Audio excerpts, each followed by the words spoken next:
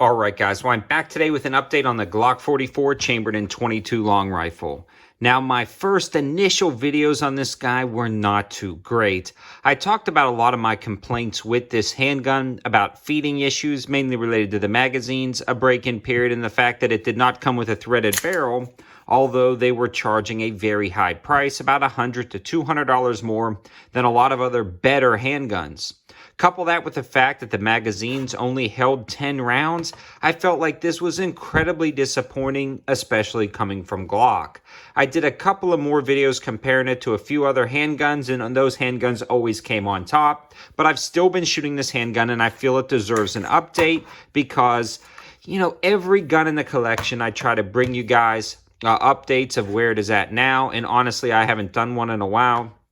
I want to give a huge shout out to American Pawn & Gun located in Monroe, North Carolina for donating this handgun to the channel. And when they donate them and they send them over, I get to really do long-term testing and evaluation. So guys looking back at my old reviews can really couple that information of those first shots and initial experience with a long-term point of view and a long-term evaluation. So since those initial videos, I've put about 1,000 more rounds through this gun, and the last 600 have been without any issues whatsoever. Now, I believe that's me learning how to load the magazines a little bit better and being more careful when I'm inserting the magazines.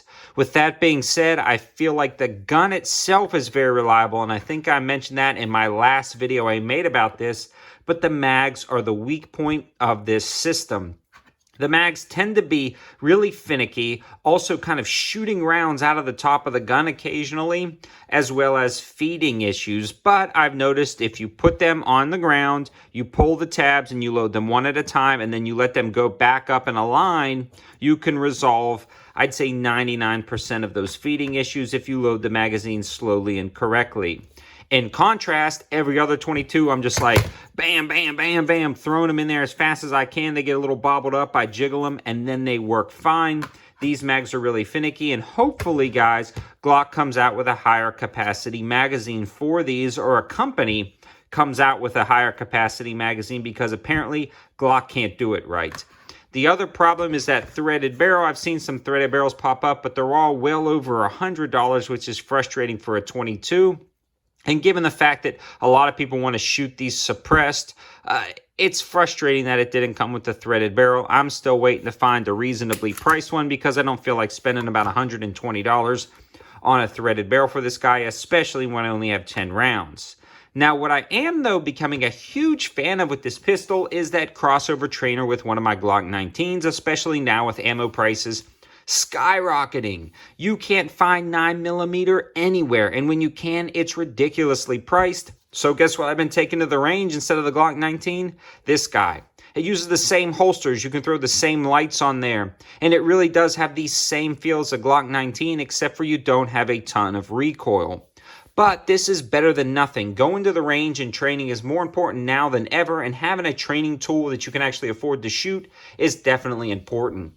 I was lucky and snagged a bunch of .22 ammo before all this stuff happened, and actually, in fact, I swung by Walmart a few times and found some more .22 ammo on the shelves and picked that up, and I've shot through a lot of that with this Glock, so I can still get my familiar training in with that Glock 19 feel.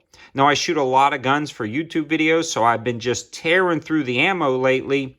So shooting that .22 helps, and I imagine saving that 9mm is going to be good for everybody involved until we can really start stacking up 9mm again at affordable prices. So in summary, guys, the last 600 rounds went really well out of this Glock. My opinions are still the same. You can find better .22 handguns out there, but the gun itself seems reasonably reliable now, especially now that I've learned how to load these magazines correctly. I kind of knew that going into the last video, but I really wanted to put it to the test with these last about 1,000 rounds. And I feel like this gun is decent. Still overpriced. I think right now they're right around $360, $370. And again, a lot of people are struggling to get anything in their stores, but a huge shout out to American Pawn & Gun in Monroe, North Carolina for helping out the channel. These guys are always getting new stuff in, so check out their website. I think they just got some ammo shipments in, but you always want to check out their Facebook page. Call them up, tell them 704 Tactical sent you over, and see if they can get you the hookup in the Monroe, North Carolina area.